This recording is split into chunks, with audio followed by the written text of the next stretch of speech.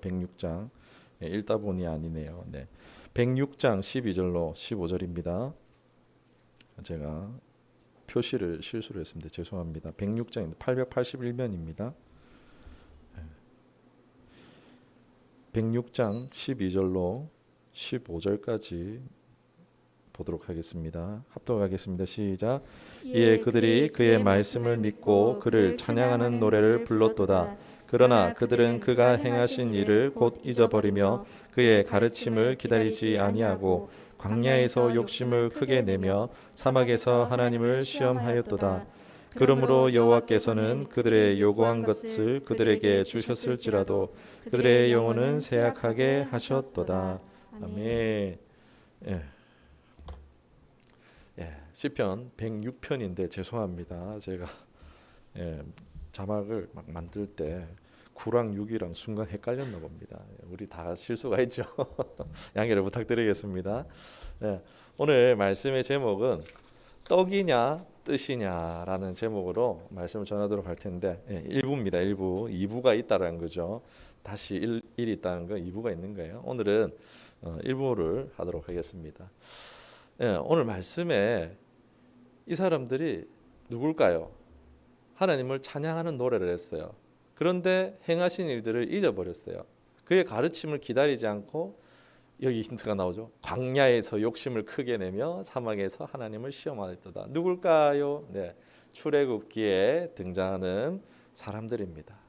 이들이 하나님을 시험하다가 하나님 앞에서 영혼이 쇠약하게 되었다라는 말씀으로 오늘 이렇게 말씀이 나오고 있는데 오늘 떡이냐 뜻이냐라는 제목으로 신앙의 성공과 실패가 여기서 결정된다라는 원리를 오늘 좀 나누려고 합니다.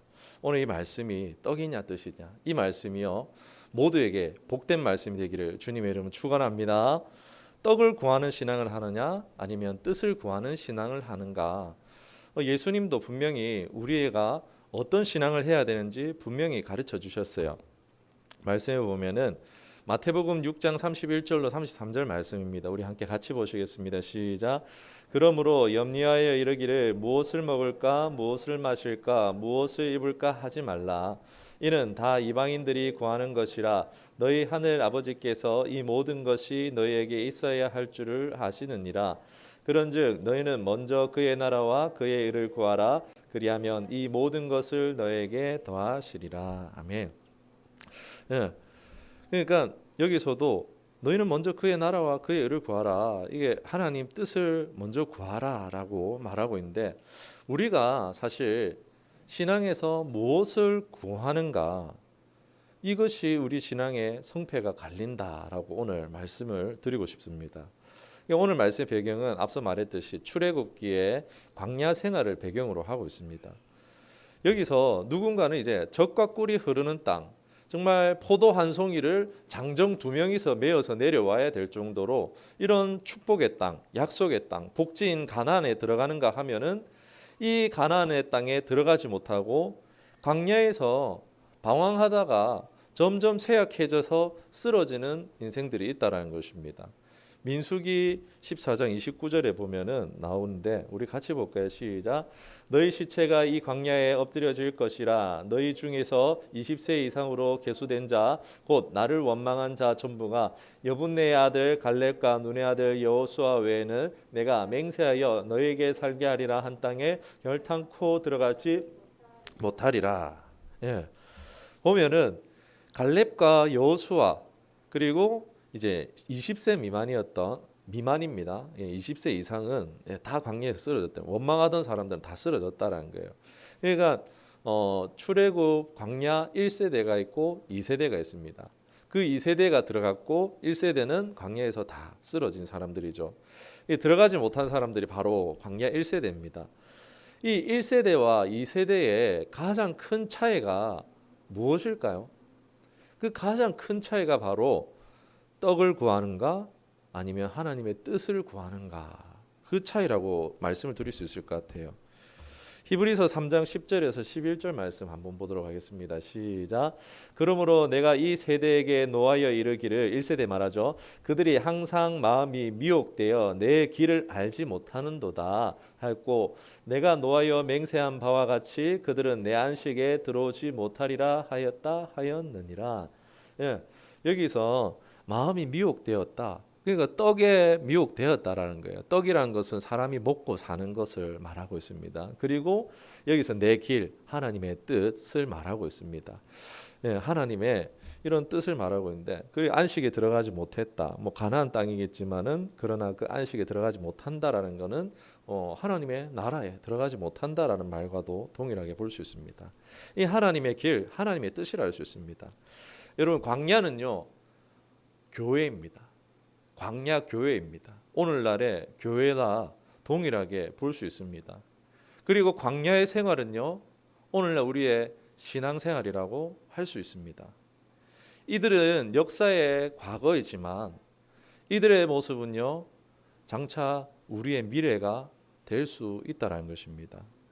하나님 나라에 들어가는 축복의 생명에 들어가느냐 못 들어가느냐가 바로 이들의 모습이 우리에게 있느냐 없느냐에 따라서 그러한 축복을 누리느냐 못 누리느냐가 될 수 있다는 것입니다. 마태복음 13장에 보면요 씨 뿌리는 비유를 하신 뒤에 알곡과 가라지의 비유가 나와요. 보면은 누가 영생에 들어가고 누가 영벌에 들어가에 대한 그런 말씀이에요. 알곡은 창고에 곳간에 들이고 가라지는 밖에 내버리고 불 태운다. 뭐 이런 내용이죠. 예, 자기 땅에 씨를 뿌렸어요. 하나님께서는요 말씀을 자기 땅에 뿌렸어요. 그 알곡과 가라지가 있다라는 것은 무슨 얘기입니까? 교회 안에도요. 교회 안에 있다고 다 구원받는 것이 아니라는 거예요. 다 교회 안에 예수님 믿는 사람들 다 있잖아요. 그런데 예수님 믿는다고 다 교회 안에 있다고 다 구원을 받느냐? 그게 아니라는 거예요. 누군가는 영생에 들어가고 누군가는 영벌에 들어간다는 것입니다. 참 공포스러운 얘기죠. 저는 이 말씀이 너무 무서웠어요. 교회 다녀도 지옥 갈 수 있다고? 이 말씀이 저는 너무 무서웠어요. 평생 교회를 다녀도 영벌, 흔히 말하는 지옥에 떨어질 수 있는 것입니다. 저는요 지옥에 가고 싶지 않았습니다. 얼마나 끔찍하고 무서운지를요 대강은 저는 알 것 같아서 절대 가고 싶지 않았습니다. 예수님은 말씀 중에 지옥이라고 말하지는 않지만 저 무익한 종을 바깥 어두운 데에 내쫓으라. 거기서 술피 울며 이를 갈미 있으리라 하시니 이 말씀이 있는데 저는요 제 경험을 말씀드리면은 저는 가위에 꽤 많이 눌렸었습니다. 그런 가위 눌리는 경험 중에서 몇 번 동일한 경험을 했던 것이 뭐냐면요 정신을 차렸는데 어둠 속에 있어요. 그런데 제가 누군지 모르는 거예요. 제 이름이 김영준이고 제가 목사고 이런 걸 전혀 모르는 거예요. 제가 누군지 모르니까 아무도 생각이 안 나겠죠. 뭐 아내도 아이들도 생각이 안 나요. 심지어는 예수님의 이름도 생각이 안 납니다. 그런데 그 상황에서 그건 있는 거예요. 지독한 외로움, 지독한 그리움은 있는 거예요. 내 사랑하는 아내, 내 사랑하는 자녀들 보고 싶은데 뭔가 보고 싶은 감정은 제 안에 가득한데 기억이 안 나는 거예요. 생각이 안 나는 거예요. 이 답답한 환경 가운데서 빠져나오고 싶은 마음은 있는데 예수님의 이름이 생각이 안 나는 거예요. 정말 1분 1초도 경험하고 싶지 않은 경험이었습니다.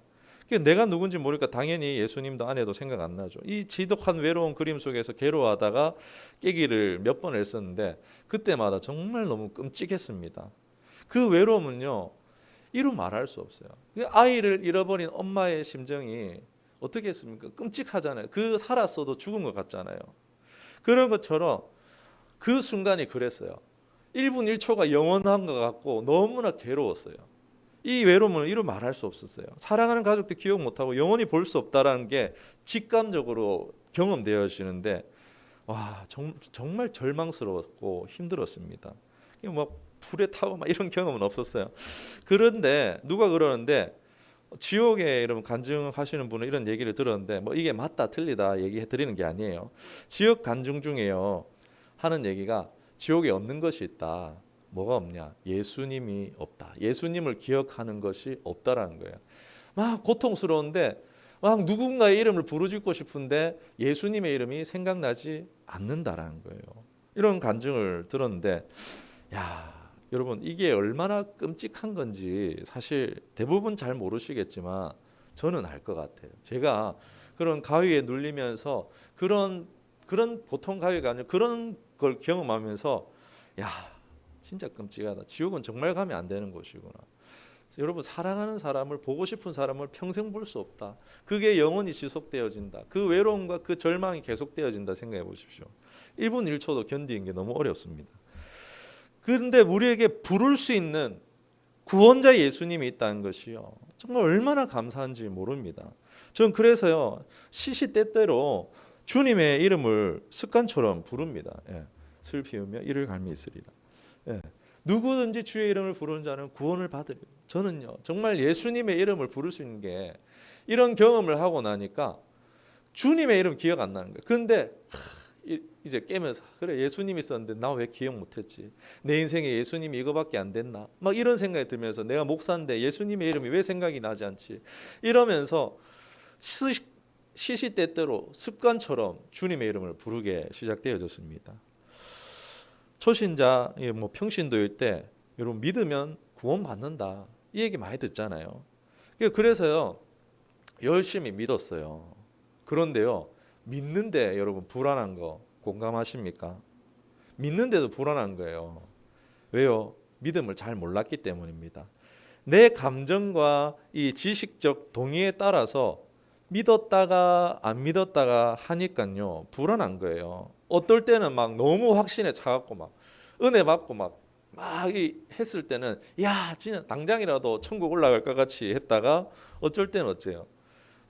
내 삶이 엉망진창이고 이러면은요, 반드시 막 지옥 갈 것 같은 거예요. 그러니까 믿음이요, 이랬다 저랬다 계속 흔들리는 겁니다. 왜요? 솔직히 믿음이 뭔지 몰랐기 때문입니다. 그래서 저는 그럴 때 그랬어요. 막 지옥 갈 것 같이 막 불안하니까, 하나님 제발 저 지옥 안 가게 해주세요. 천국 가게 해주세요. 막 이런 기도도 드렸던 것 같아요. 자격이 돼야 천국을 가는 건데 그냥 막 억지로 하나님 천국 가게 해주세요, 이런 기도도 드렸던 것입니다. 저는 타 종교도 경험해봤지만 여러분, 기독교는요, 종교 생활이 아닙니다. 여타 종교를 한번 생각해 보길 원해요. 여타 종교는요, 우상이 있어요. 숭배할 대상이 있어요. 그리고 이 대상을 숭배함으로 신앙함으로써 어떻게 보면 지성이면 감천이다라는 식으로 뭐 정한수 떠놓고 비나이다 뭐 108배 1000배 하잖아요. 지성이면 감천이라는 식으로 이 내 목적과 내 목표를 이루기 위한 그런 어떠한 목표, 어떠한 상태에 내가 또 이룰 수 있도록 뭔가를 대가를 치르는, 뭔가 이러는 종교적 의식을 하는 그런 종교 생활을 보통 거의 합니다. 대부분 그렇잖아요. 뭔가 지극정성이 있어야지 응답이 있다, 막 이런 식의 신앙이 있잖아요. 그런데 제가 기독교에 접어들고서, 기독교에 접어드는 거 말고, 교회에 온 거 말고 진짜 신앙으로 접어들면서 아는 것은요, 기독교는 여타 종교와 틀립니다. 이건 달라요. 뭐가 중요하냐? 신앙생활, 종교생활 하는 것 그 자체도 중요하겠지만요, 그게 중요한 게 아니에요. 뭐가 중요하냐?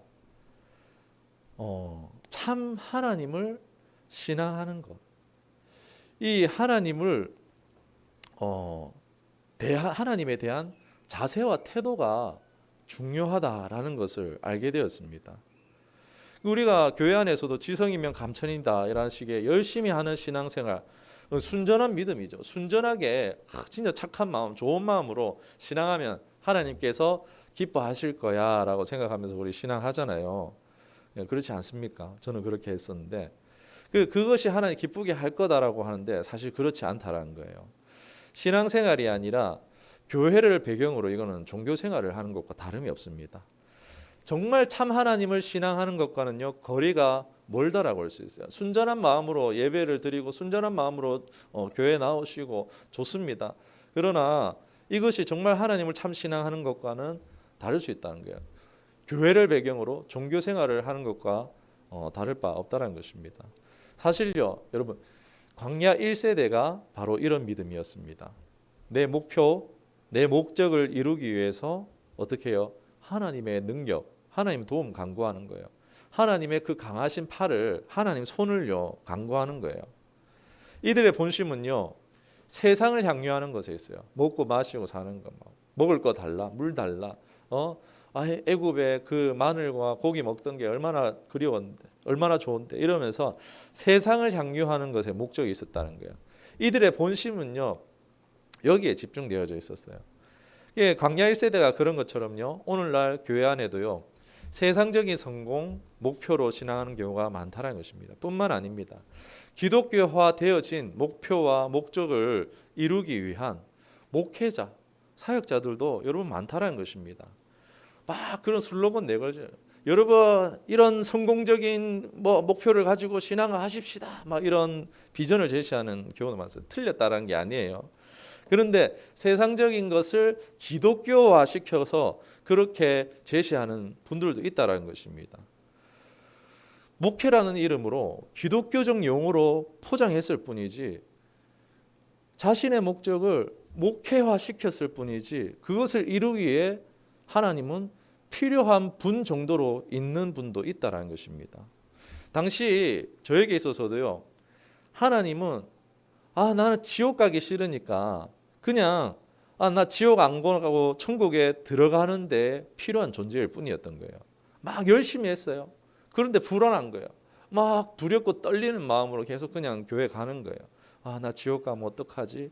나 지옥 보내면 어떡하지? 이러면서 하나님 나 천국 보내주세요. 나 지옥 가기 싫어요 하면서 그렇게 나를 천국에 가게 하는 티켓 끊어주는 사람, 그 정도처럼 필요한 사람, 필요한 대상으로 여겼다는 것입니다. 이 기독교적화 되었지만요 하나님은 내게 필요한 존재일 뿐이었습니다. 아무리 거룩한 목적이라 할지라도요 하나님을 필요한 존재로 여기는 것은 옳은 신앙이라고 할 수가 여러분 없습니다. 이러한 신앙의 자세가 하나님께 떡을 구하는 신앙의 자세와 태도라고 할 수가 있습니다. 그러니까 어떻게 합니까? 하나님께 뭔가 막 잘 해드리려고 하는 거예요. 저희 로아 보고 하는 얘기가 있어요. 로아야 칭찬 받으려고 행동하지 말고 말 좀 잘 들어줘 막 이렇게 해서 그렇죠. 부모 마음 그렇잖아요. 뭐 잘해가지고 칭찬 받으려 하지 말고 그냥 말 좀 잘 들어라 막 그냥 말만 잘 들어줘야 된다 이런 것처럼요. 이게 내 필요에 의해서 하나님을 신행하다 보니까 뭔가 잘 보일 거리를 찾는 거예요. 내가 새벽 기도에만 하나님 좀 잘 보여주실란가? 내가 헌금을 좀 하면 하나님 잘 보여주실란가? 그러면서 뭔가 하나님을 잘 보여가지고 기쁘게 해드리려고 하는 신앙으로 갈 수밖에 없는 겁니다. 그렇게 여러분 이렇게 하면 이런 응답이 있을 겁니다. 이러면 그 교회로 사람들이 막 몰려가는 거예요. 너무 입맛에 맞거든요. 이러면 혹시나요. 내가 이렇게 혹시나 이렇게 했을 때 혹시나 응답받지 않을까 하는 혹시나의 신앙을 하는 거지. 혹시나의 신앙은요 여러분 믿음이 아닙니다. 하나님 말씀을 근거로 하는 것이 믿음입니다. 사실요 여러분 냉정하게 얘기해서 이건 믿은 적이 없는 거예요. 내가 믿고 싶어서 믿은 거예요. 그러니까 믿었는데 나는 믿었는데 나 예수님 믿었는데 예수님 나 안 들어주셨어. 안 된다면서 낙심하고 불평하고 불만하는 겁니다. 광야 1세대가 그랬잖아요. 빨리 뭔가 좋은 일이 일어나고 빨리 안정이 취해지고 빨리 뭔가 내가 편해지고 육신의 이런 것들이 취해지기 바라는데 안 되니까 우리 광야에서 죽이려고 그러냐? 광야에서 목말라 죽이려고 그러냐? 여기 장지가 없어갖고 여기에다가 묻으려고 그러냐? 계속 하나님 불편한 거잖아요. 이 하나님이 전능하신지는 몰라도요 나에게는 막 마치 기적을 베푸시지 않는 분처럼 여기게 되어지고 마는 것입니다. 사랑하는 여러분, 하나님이 전능하심을, 하나님의 그 능력을, 기적을 믿으십니까? 사랑하는 여러분, 기적을 경험하는 것은요 하나님의 입장에 있어서요 사실 대단한 일이 아닙니다. 오히려 모세라는 사람을 준비하는데 40년이 걸렸어요. 그런데 애굽에서 사람들 나오는 것은요 20여일에 이 열재앙 내리고 하루 만에 그냥 나온 거예요. 400년을 가까이 그곳에 있었는데 그냥 하루 만에 그냥 나오는 거예요. 하나님이 하시면 되는 거예요. 하루 만에 일어나는 거예요. 하나님께는요 병든 자가 낫고 죽은 자가 살아나고 막 불리한 전쟁에서 승리하고 이제 우리 앞으로 막 남북한 통일이 오고 이런 것은요 하나님께 어렵겠습니까? 쉽겠습니까? 전혀 어려울 게 없는 것입니다. 하나님이 우리를요 축복하시고 부여를 주시는 거, 부자가 되게 하시는군요. 전혀 어려운 일도 아니십니다. 하나님요 얼마든지 제가 이렇게 여기 있는 거 톡 들어갖고 가지고 있는 사람한테 톡 이렇게 해갖고 이렇게 톡 옮기는 거, 제가 이렇게 하는 것보다요 하나님께 더 쉬운 일이란 거예요. 불을 이동시키시는군요 하나님께 일도 아니라는 것입니다. 제가 이렇게 하는 것보다 더 쉽다라는 겁니다. 하나님께 얼마든지 하나님은요 기적과 역사하심을 나타낼 수 있는 것입니다. 하나님께는 이게 쉬워요. 무에서 유를 만들고 광야에서 사람들을 먹이시는 거 일도 아닙니다. 그러나 하나님은 이것 때문에 하나님 찾는 것을 원치 않으신다는 거예요. 처음은요 그렇게 할 수 있어요. 내가 하나님이야, 나 살아있어, 나 너의 하나님 되길 원해 라고 해서 이렇게 보여주실 수는 있지만요 그것을 계속 지속하기를 원하지는 않는다는 것입니다. 요한복음 6장 15절 26절의 말씀 한번 보도록 할게요. 같이 보겠습니다. 시작. 그러므로 예수께서 그들이 와서 자기를 억지로 붙들어 임금으로 삼으려는 줄을 아시고 다시 혼자 산으로 떠나가시니라. 26절입니다. 예수께서 대답하여 이르시되 내가 진실로 진실로 너희에게 이르노니 나를 찾는 것은 표적을 본 까닭이 아니요 떡을 먹고 배부른 까닭이로다. 예. 떡이냐 표적이냐. 떡은요 하나님 손이에요. 표적은요 이 떡이 아니고 이 사인인 거예요. 이분이 진짜 하나님이시구나, 이분이 진짜 메시아이구나, 사인인 거예요. 사인, 표지판. 여러분 표지판 어디 오면서 보잖아요. 표지판, 와 우리 표지판 보고 이렇게 안 하잖아요. 표지판 저거 보고 따라가라는구나. 그 떡은요 표지판이에요. 구원자에게 나아가라는 표지판이에요. 그런데 이 사람들은 떡을 먹고 배부른 것을 원했다라는 것입니다. 그러니까 예수님 어떻게 하십니까? 떠나가시는 거야. 너희가 나를 임금 삼는다고? 아니, 너희는 나를 하나님의 아들로 아는 게 아니라 너희는 나를 떡 주는 자로, 너희를 육신에 그냥 잘 먹고 잘 사는 것을 위해서 나를 왕 삼으려는 거 내가 모를 줄 알아? 나는 너희의 왕이 되지 않을 거야 하고 예수님 떠나가시는 거예요. 예수님은요 잘못된 목적을 가지고 다가오는 사람들을 떠나가십니다. 떡을 먹고 사는 것, 이것은 인생의 필요를 말합니다. 필요하죠. 하나님 모르시지 않습니다. 그러나 이것은 앞서 우리가 말씀에서 읽었지만 이방인들이 구하는 것이라고 말씀드렸어요. 줄 수 있어요. 하나님 줄 수 있다는 거예요. 질병이 치유되고 가난이 떠나가고 복된 삶 되는 거요. 그거 주실 수 있어요. 그런데 그게 먼저가 아니라고 말씀하시는 것입니다. 광야 1세대는요. 이 떡, 자신들의 목적에만 관심이 있었어요. 하나님을 향유하는 것, 자신들 배부름에만 주목하고 있었어요. 자기의 만족에만 주목하고 있었어요. 어떻게 하면은 하나님 부자, 어떻게 보면 하나님 부자잖아요. 어떻게 하면은 하나님 손에 있는 거 하나라도 더 가질 수 있을까 싶어가지고 그러고 있는 거예요. 예를 들어서 생각해 보기 원합니다. 내 자식이요, 우리가 부자라고 한번 생각해 볼게요. 내 자식이 나에게 관심 없고 내 재산에만 물려받을 거에만 관심이 있으면요 부모로서 얼마나 속이 터지겠습니까? 1세대가 이런 거예요. 그러니까 38년 동안 광야를 유리하다가 가나안을 밟아보지 못하고 죽었습니다. 1세대처럼 하나님이 임하시는 광야로 온 것처럼요 오늘날 우리가 교회로 왔어요. 모든 교회가 이 구약의 광야와 같습니다. 교회로 왔어요. 그런데 많은 경우 교회 안에서도 광야 1세대를 답습하고 있다는 거예요. 물욕과 유욕과 이런 것에 사로잡혀 있어요. 교회에 왔지만은요 잘 먹고 잘 사는 거, 돈 버는 것에 집중하고 있어요. 원색적인 그런 현수막들도 있잖아요. 그런 부자가 되는, 잘 살게 되는, 몇천억 부자가 된 사람의 간증 이래가지고 그 현수막 걸어 놓잖아요. 이러면 아무리 교회에서 열심히 해도요 그들의 영혼은요 오늘 본문의 말씀처럼요 쇠약할 수밖에 없다라는 거예요. 왜 쇠약합니까? 아무리 교회에 있고 신앙생활, 종교생활을 해도요 신앙의 모양은 있지만 거기에 능력이 없기 때문입니다. 하나님의 뜻, 하나님의 진정한 그 진의, 하나님의 마음이 없으니까요 닿질 않으니까요 교회에 왔지만은 하나님께 닿지 않으니까 영이 소멸하는 거예요. 영이 점점 쇠약해지는 거예요. 그러면서 살아도 죽은 것입니다. 떡을 구하지 말라는 얘기를 드린 게 아니에요. 그러는 때가 있어요. 떡 구하는 때가 있어요. 그러나 그 때가 지났는데도 계속 떡만 구하고 있으면 안 되겠죠. 이제 우리는 떡이 아니라 뜻을 구하는 신앙이 되어야 합니다. 예수님께서도 그의 나라와 그의 의를 구하라, 즉 하나님의 뜻을 먼저 구하라 명하시기도 했습니다.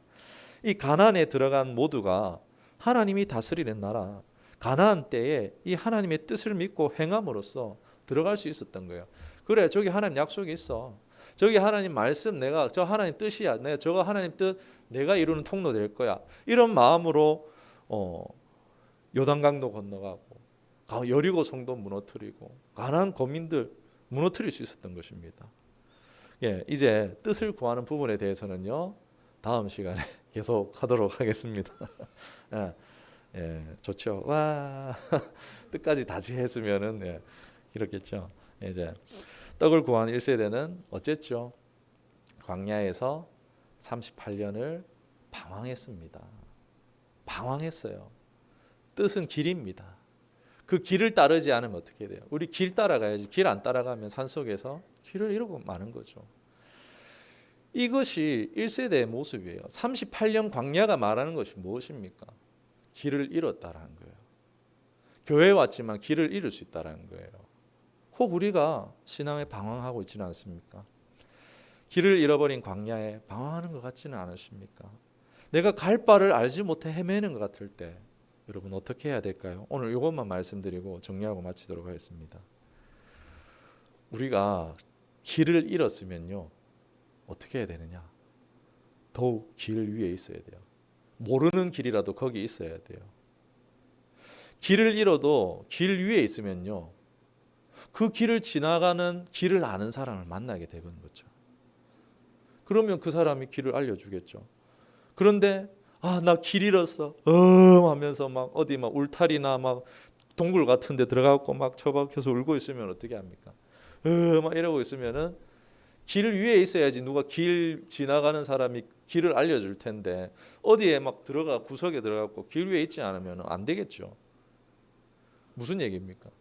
내가 모르겠으면요, 길 위에 있어야 돼요. 내가 방황 중인 것 같을수록요, 더 예배, 더 말씀, 더 기도에 붙드셔야 된다는 거예요. 이게 길 위에 있는 거예요. 하나님이 생명의 진리요 길이요 생명이라 하잖아요. 여기에 있어야 되는 거예요. 예배에 있어야 되는 거예요. 기도에 있어야 되는 거예요. 그래야지 길을 아는 사람 만날 수 있는 거예요. 그분이 사실 성령님이죠. 우리의 보혜사 성령님이 알려주시는 거죠. 이거는 이제 다음 주에 계속 하도록 할 텐데, 마지막으로 사도행전 8장 29절 31절 말씀을 읽어보겠습니다. 바로 이 장면이에요. 같이 보겠습니다. 시작. 성령께서 빌립을 에티오피아 내시가